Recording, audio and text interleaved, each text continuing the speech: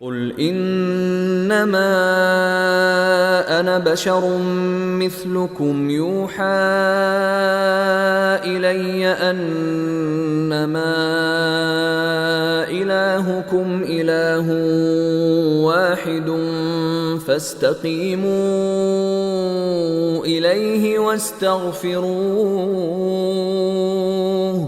وويل للمشركين۔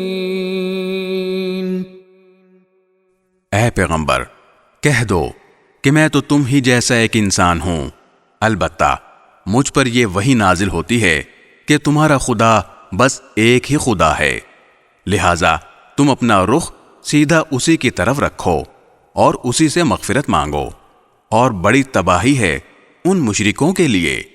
الذين لا يؤتون الزكاة وهم بالآخرة هم كافرون، جو زکوٰۃ ادا نہیں کرتے اور ان کا حال یہ ہے کہ آخرت کے وہ بالکل ہی منکر ہیں۔